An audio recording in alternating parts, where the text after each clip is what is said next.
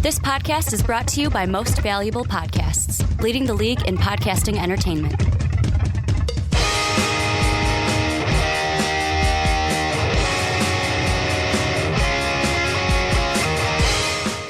Welcome, ladies and gentlemen, boys and girls, children of all ages. This is the Onside Kick. You are being invaded by Sean Anderson and Dave Oster. Hey, everybody. And today we are talking about the Khalil Mack trade between the Chicago Bears and the Oakland Raiders. A little bit of reactions. It happened today. I was driving to work, Dave. 7:34, I get the notification from Adam Schefter, and I start freaking out, saying that Khalil Mack, the terms have been agreed to between the Raiders and Bears to send Khalil Mack to Chicago. I wasn't really expecting it. Before we jump into the whole, realm and breadth of this trade, let's do some housekeeping. Don't forget to rate us 5 stars on iTunes. If this is the Onside Kick you're listening to, give Mark and Ricky 5 stars on the Onside Kick. It helps them grow, helps us get more eyes on Most Valuable Podcasts, and we appreciate your help. Also, you can check out mostvaluablepodcast.com so you don't miss any of our articles, full podcasts, and segments. You can also check out Most Valuable Podcast store on there and buy a t-shirt if you like. And also, if you do want to help us out monetarily but not buy a t-shirt, you got to check out patreon.com/mostvaluablepodcast, where you get a Patreon exclusive podcast. Dave said the August one is extremely weird. Yeah, and you it's could worth a listen. You could also support us at the $10 tier, where you also recorded Z's. That's great. That'll be up yesterday. soon. So if you do want to help us out, check out those avenues. But let's talk about the trade. The trade is official. Sources tell ESPN. Adam Schefter says the Bears get Khalil Mack, a 2020 second-round pick, and a conditional 2020 fifth-round pick. The Raiders get a 2019 first-round pick, 2020 first-round pick, 2020 third-round pick, and a 2019 sixth-round pick. And the Bears and Khalil Mack did come to an agreement on a record-setting 6-year, $141 million extension. That's $23.5 million per year. That includes a $90 million guaranteed and $60 million just by signing a piece of paper. So, Dave, what are your immediate reactions to the Bears getting Khalil Mack? Absolutely worth. I mean, this dude is a stud. If you go back to the ancient days when I was on the Onside Kick, I always talk about this draft with Khalil Mack, called him out day one saying he's the best talent in the draft. Take a time machine back, Ricky. I know you want to. Just called it. But no, he's a stud. He's exactly what we need. And I think we're following the same thing that we've seen other teams do. You've got a rookie quarterback who you believe in. You've got money to spend now before things get too expensive. And you can go ahead and get one of the top tier defensive players in the NFL, someone who's a massive impact maker. We watched the Eagles do it. We've watched, I'm killing on names. The Rams do it as well. Yeah, you go out, you spend money when you have that quarterback on a low deal. I think it makes perfect sense, and I'm thrilled that we pulled out 2 first-round picks worth. Yeah, my thing is I wasn't really expecting it at all because I know there was rumors I knew we were in the out running. there. Yeah, I knew, and I didn't want to get my hopes up because it's like I don't want to get all attached to him coming, Khalil Mack coming to Chicago and be like, oh my God, this is gonna happen. Because I know some people are gonna be like, oh, I thought you were a Patriots fan. I'm both. When the Bears are out of the playoff running by week 7, I flip over to Tom Brady. And when Tom Brady's retired, I'm not gonna be a Patriots fan anymore. I'm gonna root for my Bears. Yeah, but one thing too is I just didn't want to get my hopes up, kind of like the Machado thing to the Chicago White Sox. I know. I got way too attached to that, and then it just never try even to breathe came it into close. life. Yeah. So I didn't want to get too attached to it, and now that it's happening, I can't be more excited. And some people were saying at first, when it was just 2 firsts and a player possible, that this was kind of a possible, win-win situation. Do you see it as a win-win situation for both teams now that you see the scope of the deal? No, I'm confused as all fuck. I don't know what John Gruden's doing. I honestly don't, because I know this Raiders team had a down year last year. I know Carr was coming back, trying to get, back into the system, but I am just confused. I don't understand how you can, your best player by far, and just be like, we're not going to pay you the money you deserve. We're just going to move on without you. I know we should be a playoff team, but now I'm putting our money on, more draft picks. And I don't know. I thought the Raiders were a team that were going towards a win now situation, which would have made sense to give him his money.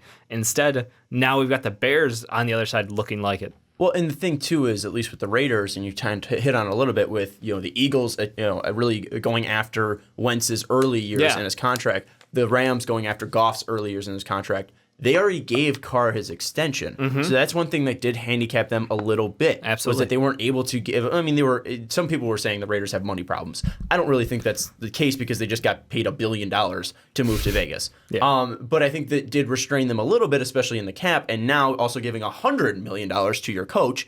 It makes things a little bit tighter and a little bit things where, maybe Khalil Mack isn't worth it when you can get 2 first-round picks. But I think that Joe Thomas, former offensive line great, hit it on the head, where you just got the Bears, a 27-year-old prime player who is a former defensive player in the year of the year in his prime, and he's going to be in his prime for possibly the next 3 years. And that's peak performance. He could still be great. No, he's already on track for Hall of Fame. Like, you just say it. Like, my hypos are up there. I'll say it. He's a future Hall of Famer, and I don't like. Maybe as a Bears fan, we've had really shitty history with our first round picks. Very, very checkered past. Yeah.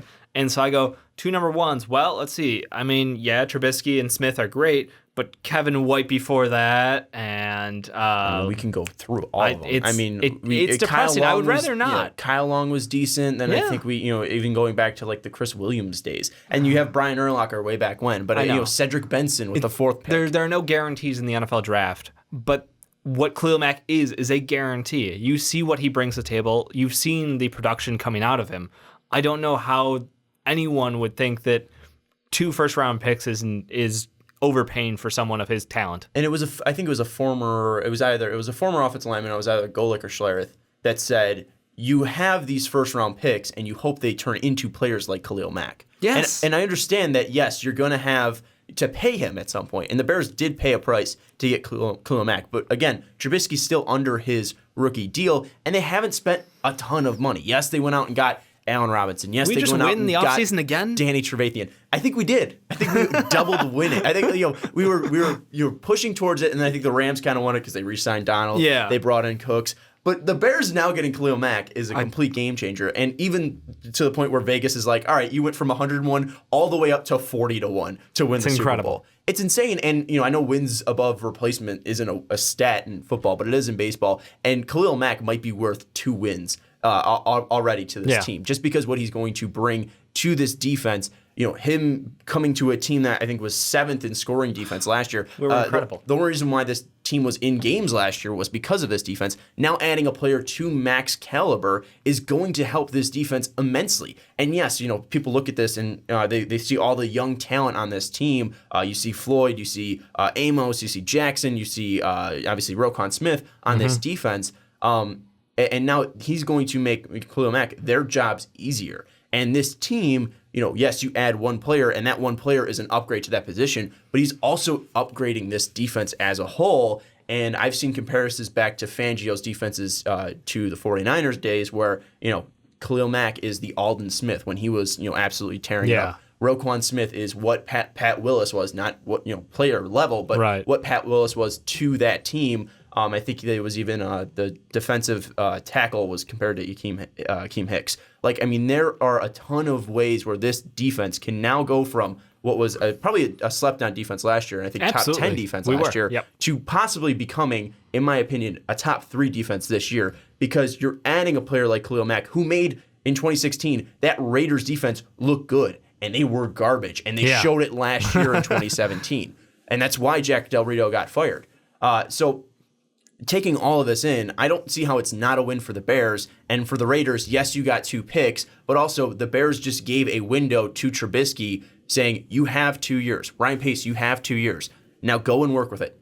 You have your coach in Matt Nagy. You're going to take all of that. You're going to take Khalil Mack. You're going to take Vic Fangio's defense, and you have the ability to now get us to the playoffs in 2 years, and we'll decide on the future of this team within it. And I think Ryan Pace at least, really gave himself and put him in the position to keep his job with this trade, because again, you're helping this team so immensely that this team went from a team that might win 6 games to for sure winning 7. In my mind, looking at this team, because I think they're still going to lose week 1 because Mack is still held out and Roquan Smith is still held out too and hasn't had the preseason, still hasn't had the training camp. The game. They're still going to play in week 1, but they're not going to be playing every single snap. They're not going to be conditioned like they should be. Maybe going up against a guy Mack's an athletic freak, so is Roquan Smith.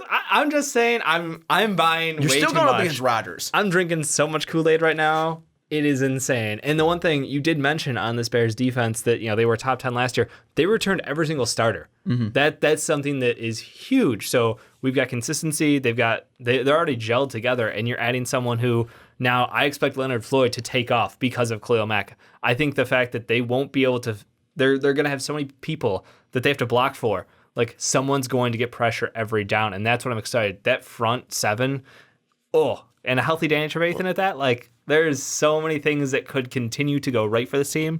But where the Bears and injuries are like the plague, that's what we do year in, year out. Last year, we had 7 wide receivers go down, I think. We had people without hands trying to catch balls. Like, I swear to God, if our team collapses to injuries again, I'm just going to be ruined. And that's my biggest concern for this defense is injuries. But the one thing that Khalil Mack brings is so far so good has been health. For his 4 years, he hasn't gotten injured. 16 games played in all 4 years so far. And one thing with Floyd that you bring up is that injury to his hand that he has. I think that's going to be a massive concern, but it's also going to make it easier for him to come back now because of Khalil Mack being on the opposite side. And Leonard Floyd, when he was healthy and he was out there were times where he looked absolutely disgusting. Yeah, he was disruptive. He was disruptive. He was forcing fumbles. He was getting sacks. And even when he wasn't getting sacks, he was still getting pressure. Now you add him, Hicks, and Floyd. This is probably up there with some of the best defensive lines that I have seen in Chicago Bear history. This is up there with Oluwade Ogunleye. This is up there with Alex Brown. This is up there with, I forget the defensive tackles. It's been so long. It's up there with that 2006 defensive line, which I think, or you could even throw it back to 2010 too, but I think 2006 was probably the one I have more fonder memories of. It's probably up there with that level of a defensive line and possibly even better because we don't know what Floyd is when healthy. Yeah, that's true. The biggest thing again is health. Yet. So I'm excited. I'm thrilled. I think that, and you mentioned a little bit with Vic Fangio now having a weapon like Khalil Mack. I'm interested to see where he's going to line up because I think they're going to move him around a bit. I think he's going to have some free reign out there to be creative. And honestly, my expectations are so off the charts right now because it's still like this is day of reaction, so I'm like way too high. I know that, but I think that honestly, looking at like sack numbers. I mean, are you expecting like Mack to continue double digit? Like, are 14 for him, like 10 for Floyd? How many for Hicks? Like, that's the thing. I start counting up. And I'm like, how many can we go for? Well, I think if anything, Mack is going to at least have 3.5 more than Floyd, and I think that's fairly easy to say. Well, that's the thing is, can you double up Mack? Then what opens on the other side? If you got Hicks on one, well, I don't think you can double up Mack because of the interior force that is Akeem Hicks. Exactly. Because he's going to be able to push back on that center no matter what, and he showed it last year. And even when Floyd was injured, he was still doing that. And I think it's something that you really can't double team him. You're just going to have to pray that, again, this is what teams are going to have to do when they're going up against the Broncos this year. You're going to have to pray that your tackles are amazing. Yeah. And you're going to have to be able to stop Von Miller and Bradley Chubb because those guys are so disruptive. You can't double team both of them unless you're having all faith in your center that they're not going to bring a double A gap blitz along with the defensive tackle. And one thing with Mack too, you look over the past 3 years, he averages over 12 games 12 sacks per game. What's it called? 3 forced fumbles and 3 pass deflections. Like, he's going to create problems for you even when he's not getting to that back of the line and getting to your quarterback. He's still got great awareness on the field to jump up, disrupt plays, and also with this secondary as well. Amos, and especially Eddie Jackson, when that ball's batted up in the air, like Floyd has been able to do before and Khalil Mack before too, that's going to lead to more interceptions, which all of the pluses on the defense is going to be even more of a plus for Mitch Trubisky. And I think everything, again, in the NFL goes back to your quarterback. And it's true. You just got one of the premier players, probably a top 3 player on the defensive side today in Khalil Mack, now the highest paid. I don't know if he's the best player and deserves that contract, but you see in the NFL, Aaron Donald just got $87 million. Well, I deserve $90 million because, that's the price now. Yep. The one thing that I do agree with, though, I think it was with Ryan Russillo and Bill Simmons on the Dual Threat podcast. One of them said that it's going to be sad when another quarterback gets an extension because no one's worth more than Rodgers, but they're going to get it. Yeah. But I digress. But with Mitch, it's going to help him more because, again, possession's going to end sooner for the opposing teams, for the Bears. Yeah. You're going to get more turnovers, and you're going to be able to have the chance to be out there and get those game reps that you missed in the 2 preseason games that they held them out for. That's the thing. I know this is more of a reactionary thing, but I do want to talk about that because we haven't seen anything. Like Matt Nagy's offense has been very, very plain during the preseason, which I'm okay with. I know you don't want to show too much, but Tyler Bray didn't show you the Pandora's the Pandora's box of Matt Nagy's offense. Oh my God, that was a great game. But I still have my questions. I want to buy in on Mitch. He now has every weapon around him. We literally loaded up on wide receivers. We've got new weapons in the backfield. We've got so many tight ends. Like, I'm just to the point where I'm like, if he stumbles out of the gate this year and we've got a stacked defense and all of these offensive weapons, I don't know. Like, I just feel like we're in a weird position because the rest of the team around it feels like a playoff team. And like, there's a lot of expectations on Mitchell Trubisky now.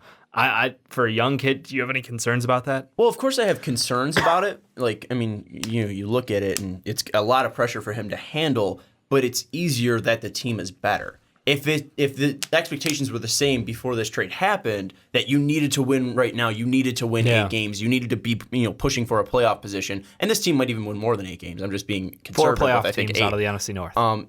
That's the thing is like the NFC is just so dangerous because you have 3 teams in the NFC South and the Panthers, Falcons, and Saints that are playoff caliber teams. Yep. You look at the NFC East. The Giants are decent. They could bounce back this year. Eagles obviously are Super Bowl contenders. And reigning Super Bowl champs. You look at the NFC North, obviously the Packers, Vikings, Bears, and even the Lions. Yep. If they're consistent defensively and what Patricia brings, and then you look at the West. I mean, obviously you got the Rams and you have the Seahawks who have been there. Obviously they're taking a downturn. Yeah. And Ricky's favorite team now, the San Francisco 49ers. I mean, you have like 3 playoff teams, and even the Redskins I'll throw in too, and the Cowboys if they bounce back too. Yeah, I mean, there's a lot of mystery out in the NFC. There's so many teams that could be playoff contenders this year. I think really the only for sure teams out of it, and even then it's iffy, like maybe Arizona, but they still have a good defense, and the biggest question marks are at quarterback for them. Right. I think the only team I'm probably writing off is probably Tampa Bay. Yeah, it's easy too. So, I mean, but outside of that, there can be, 15 teams that make the playoffs in the NFC, so it's going to be tough to win 8 games and make the playoffs. Yeah. But I don't think the expectations rely solely on him. I think the thing with Mitch is you don't need to win this year, you just need to put your team in a position to win. And also, you look at him last year when he did end up starting, especially late in the season, he was putting them in a position to win. And you even look at that Lions game, he not only put them in a position to win, he gave them the opportunity, 41-yard field goal, and Connor Barth was one of the worst kickers in Chicago Bear history, and he missed it. Yeah, and that was one outside thing of 25 was a struggle. And that was the one thing that I saw in Trubisky last year. I saw that drive, and I'm like, this kid could be the future quarterback of the Bears. And yes, is it going to be struggling? Are there going to be struggles from here and there for Mitch? I believe so. But also, I think just the change of culture from Nagy or Fox to Nagy is going to be absolutely immense. Yeah. That, the talent's there, but just having the confidence instilled behind you in a young and fresh coach is going to be absolutely huge. And yes, I think the scheme is going to help him a little bit, but I think the biggest thing is just having someone you can relate to, having someone who has trust in you, and now not having to deal with Mike Glennon breathing down your neck, which is the weirdest thing to say because he's creepy as fuck. But I mean, I think Trubisky, the pressure really isn't solely on him. He just needs to do enough to put them in positions to win. Having a better option than Tanner Gentry to throw to is probably going to be the biggest thing for him this year. Yeah, that's the only thing. I look at this team and I go, their defense is loaded top to bottom. They've got one of the best defensive coordinators in the league. That right there says a lot. Offense, they reloaded. They added a ton of talent at key positions. Like, minus an injury, there's no I want to put that there. There's no reason this team shouldn't win 8 games and compete for a playoff spot. It's on Trubisky now. That's all we have to do. What I want to do, I don't know if it's all on Trubisky. It's all on Trubisky. I think it's all on health, and it's all about consistency. Because if the defense is consistent in being, again, what we expect them to be, then that's going to at least give you 4 wins, just because that's how good the defense is. If week 1 Aaron Rodgers has another collarbone problem, I wouldn't be crying. And if the offense is consistent enough, then I think, again, that gives you probably, the ability to win, for sure lock down 5-6 wins. I mean, we do have a great run game, and I think that pairs well with our defense. Like, we should be able to control the ball, lead possession time in every single matchup, because they're not going to get a lot of third down conversions on the other side when we have workhorse backs like Jordan Howard who can just keep churning, keep soaking up time, keep soaking up yardage. And we have a decent kicker this time. So if we get in through 40 yards, hopefully Cody Parkey can Fingers actually crossed. drill one. Fingers crossed, because I watched the sadness that was the Chargers season last year, and them losing 4 games because they don't have a kicker was the worst thing I think I've ever seen. Like, it was depressing. How many games did Connor Barth lose this last year? I mean, like, even like I think the Chargers lost more. The Monday night, I can just tell you the that. Monday night Vikings game for sure. The Lions game. There was probably a couple games where if you had a field goal, it changes the tide at least because you're not missing a field goal. Right. The ball right back to the defense. Yeah, no, or the ball right back to the offense. But I think again, it's just about consistency and health for the Bears. And I think if that happens, you're just going to fall into at least 6 wins because this team has talent. This team has youthfulness, and this team also has energy, which I think is absolutely huge for them. You look at the Rams last year, and it was just something where you got rid of Jeff Fisher, you got rid of the old guard, and you just saw life breathe back into the Rams. And yes, you had Wade Phillips in there, and you kind of look at the Bears and Rams compared to last year. Following the blueprint. You had a young NFL offensive-minded head coach, and you didn't expect much from him, and especially with how bad his quarterback was in his rookie year, and you just saw Wade Phillips mastermind a great defense with a ton of talent already, and that just made things easier for Todd Gurley, Jared Goff, and the weapons on the outside. And yes, Jordan Howard isn't as good as I would never say it. Todd Gurley, but I think the weapons on the outside, at least at wide receiver, were probably better than what the Rams had last year. Sorry, Connor Kupp, whatever the fuck his name is. I love Kupp. And he was awesome. Sammy Watkins, who's always injured. Yeah, you look at Robinson, if he bounces back, saying always injured, we have Kevin White. But to be fair, Kevin White's our third. Yeah, if Allen Robinson is back and healthy, then he's got to be a guy that can be relied on for hopefully 60 catches and near 1,000 yards receiving. You look at Trey Burton; everybody's in love with this kid at the tight end position. Adam Shaheen still has some promising aspects to him. Yeah, he's big. He had a couple catches last year. I was like, oh shit. Yeah. And even Anthony Miller. I mean, this is like everyone's favorite draft pick. And you even look at Tariq Cohen out of the backfield too. I mean, there's a lot of playmakers I think on this team where yes, we don't have the quality of the one. He's sleeping on Taylor Gabriel, by the way. I'm just saying. And Taylor Gabriel as well. That. You're just helping my argument. Yeah. Taylor Gabriel, not Taylor Gabriel is Taylor Gabriel was the best part of the Rams offense last year. Todd Gurley was the best part of that Rams offense last year, but I think there was a huge discrepancy from him where I think again we have more balance, which is actually probably more helpful to a guy like Trubisky. But the biggest question that I wanted to go to, and this was like one I was holding out on. Yeah. Looking back on the 3 biggest moves of my Chicago Bear life, at least trade wise. Okay. You have the Jay Cutler trade. You have the Mitch Trubisky acquisition on draft night. True. And you have the Khalil Mack trade. There are 2 questions. Which one do you think had the most buzzworthy feel to it? Which one do you think was bigger in the moment? That's the question. So which one do you feel was more bigger in the moment? Which one were you most excited about? Which one do you think would have the biggest impact on the franchise? Khalil Mack, Jay Cutler, Mitch Trubisky. I want to say Khalil Mack. I honestly do. I know in my heart it's probably Mitch Trubisky, but the fact that I hadn't seen anything, like he was so there were so many questions going into that draft, and the fact that we moved up, and I felt like we got baited into moving up. But I think that Khalil Mack, because of the situation around the team and where the team's at right now, it just means more. Because like the Jay Cutler thing, I'll say we paid a lot for him. Let me change it this way. Which one do you think had more hype behind it? The Khalil Mack, the Mitch Trubisky, or the Jay Cutler one? Because I think you may be misinterpreting my question. Which one do you think was probably people were most hyped about? Was it the Jay Cutler, the Mitch Probably Trubisky? Jay Cutler. Okay, that's what I was trying to say. Because when Cutler happened, I was like, holy shit, we got a quarterback finally. Yeah, well, that's the thing. Like, as a Bears fan, you can say we haven't had a quarterback ever. Like, it just hasn't happened. We literally have never had a quarterback maybe since Sid Luckman. Like, go ahead and go back to like in the 1960s, 1950s. I think why not? I don't think 21 years. Like when I was born, I don't think we literally haven't had a competent quarterback. Jim Miller was good, but he was thick, and he was. The 2001 Jim McMahon Bears might even be better than Jim Miller. Those 2001 Bears. But no, Jay Cutler and Jay Cutler is the best quarterback in Bears history at this point. You can say it. It feels weird. But at the time, it's just pathetic. It doesn't feel weird. It's pathetic. That team had more problems than just quarterback. Like, we had so many more needs. And now, with the Khalil Mack thing, it was a surprise. Like you said, you didn't expect it to happen. Lots of people were like, we're in the running, but are we really going to get him? This drops, and I look at the team, I'm like, damn, Like, all we have to do is just put it together. We got everything we need right now. That was the thing. I think hype-wise, people were like, "Oh shit, we saw what Cutler did in Denver, and we finally have a great defense. This is the piece that is going to bring back the Super Bowl Super Bears." Yeah. And you look at Mitch Trubisky. We had to talk Bears fans into being okay with that trade. It's true. With Khalil Mack, there's that hype, but I feel like, again, people are just kind of shocked by it instead of being hyped about it.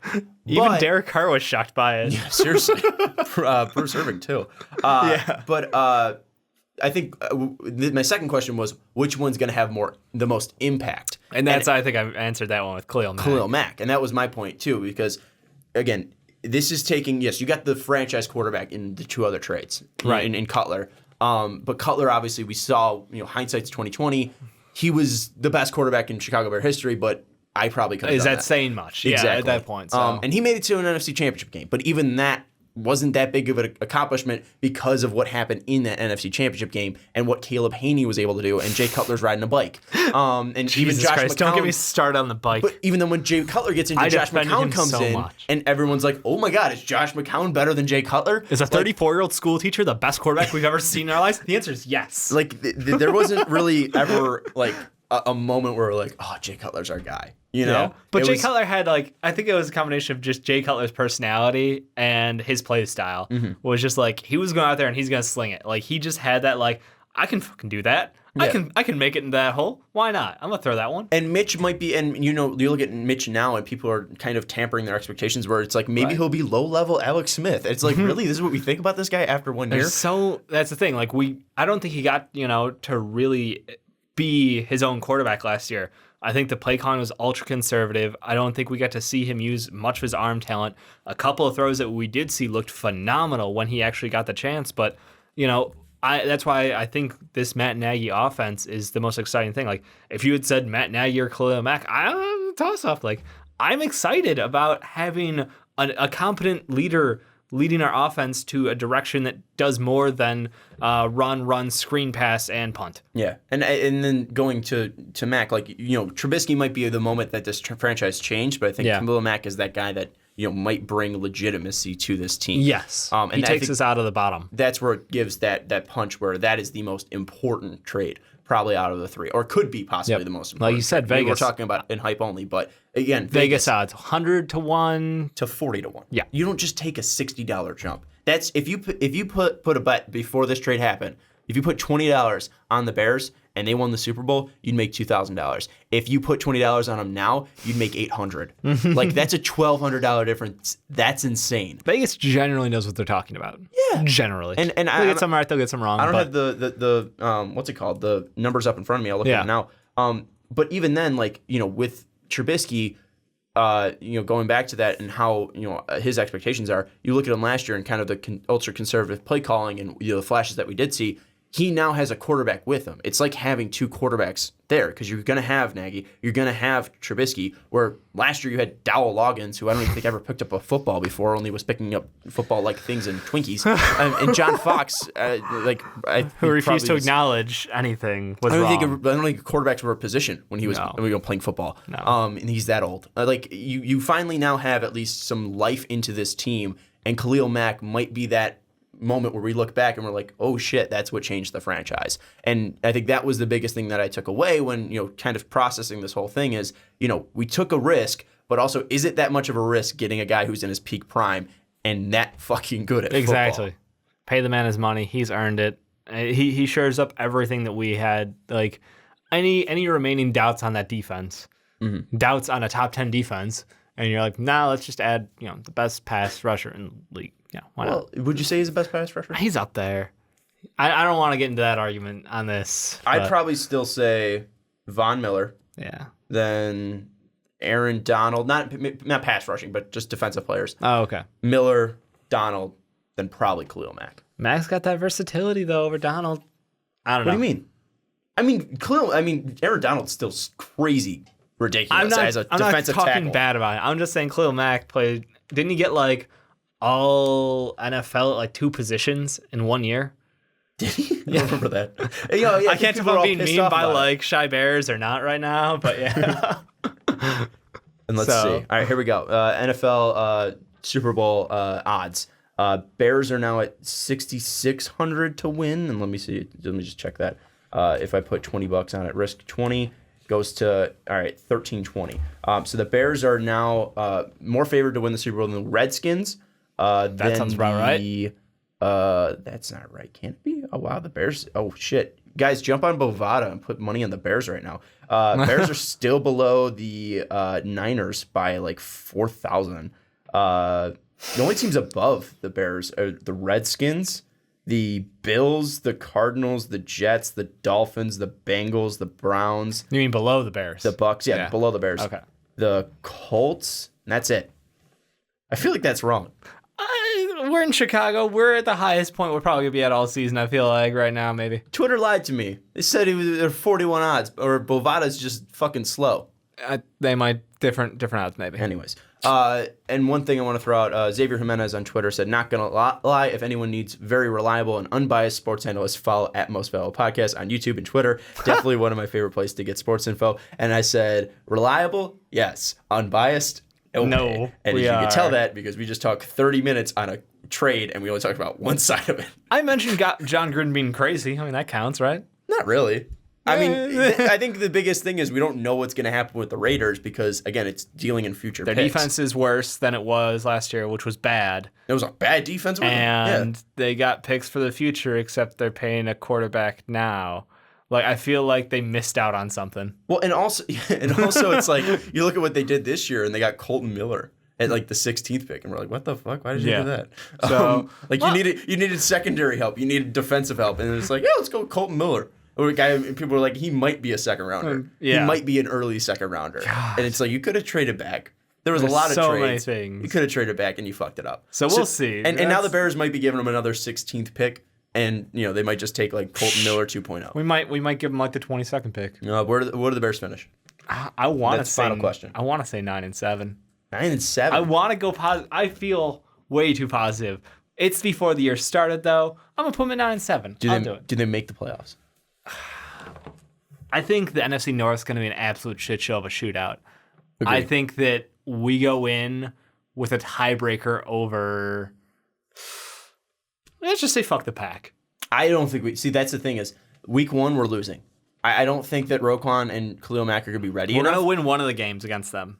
I think, yeah, but it's not going to be the Maybe first not. one. It's not going to be the first one. Maybe so not. I think Maybe we lose. we We start off 0-1. The Seahawks one's difficult, but it is in Chicago. Mm-hmm. The Cardinals one, I think we win. We beat the Bucks because that's Jameis's welcome back, and if he even gets a start, we don't know that. They already said they're not locked into Jameis. Well, then I'll face We could Ryan. take the Harvard quarterback. Hi, Ryan Fitzpatrick. Welcome to Khalil Mack and hopefully Leonard Floyd if he's healthy. How mobile is he still? We're gonna beat the Dolphins. Patriots, I'll be there, and I'll be happy either way. The Jets will beat. The Bills will beat. The Lions were at least beating once. We'll beat the Vikings once. How many we'll wins are you up to? I mean, that's... I think I'm counting. So, one over the Packers, one over the Vikings, one over the Lions, one over the Bills, Jets, Dolphins, Bucks, Cardinals. Count for 8. 8 wins at least. So I'm going 8. I'm saying 8 wins at least. We could beat the Seahawks, too. You're consistent. That's what you said going into this. We could beat the Seahawks, too. That could push us to 9. We could possibly sweep the Lions. We could possibly sweep the Vikings, but I don't think it's going to happen. I'll be conservative. We'll see. Give us one I'm just saying, I think the Packers are a worse team than the Vikings. I think if there's a shot, and I know Aaron Rodgers is the bear killer, but we'll see. That's the thing is like we've come close against the Vikings, and even though the Vikings are one of the best teams in the NFC, that's true. We always play them close. We always play them close, and you even look last year. I mean, Bradford was injured, but even Mitch's first start, I think it was on Monday night, they were almost beat them, and that was against still one of the best defenses in the league. So high hopes. There we go. High hopes. Let us know your thoughts down in the comments below on where you think the Bears will finish. What's your reaction to the Khalil Mack trade? It's positive on this side. It's really hard not to be unless he's just an absolute bust. But the first 4 years prove he's not. But we suck at first-round picks anyway most of the time. So it's like, problem solved. Yeah, exactly. That's an easy trade. You take 2 of ours, give us one of yours, and yours is already there, ready, cool, and amazing. All we have to do is give him money that we weren't spending already. Exactly. And also it's like, what are we going to do with a 10th pick? Like, who are we going to take? Try to just find Khalil Mack 2.0? I'll just take Khalil Mack. Yeah, I'm good with that one. Thanks. Let us know your thoughts down in the comments below. Are we being too big of homers? But typically, we always are. But let us know down in the comments below. Also, check out the Onside Kick on Tuesday because I think that Ricky and Mark will be talking about this as well because Mark is a Bears fan. And hopefully you'll get an update on the MVP Fantasy Football League and also the personal one that we got going on with everyone in MVP. But anyways, let us know your comments down in the section below. Follow us on Twitter at MostValuablePod and also check out MostValuablePod.com so you don't miss any segments. Full podcast. Check out us on iTunes. Rate us 5 stars. The Onside Kick, the Fast Break, the Primetime Podcast, the Rick and Johnny podcast. Watch Fast Break. It's a pretty great show. Too Old to Game. Is that on iTunes? It is. Okay, cool. And then I think we have the Graphic Conversation. I know our podcast. And finally, check out patreon.com/MostValuablePodcast. But for Dave Oster, I'm Sean Anderson. Check us out on the Fast Break, and we'll see you next time.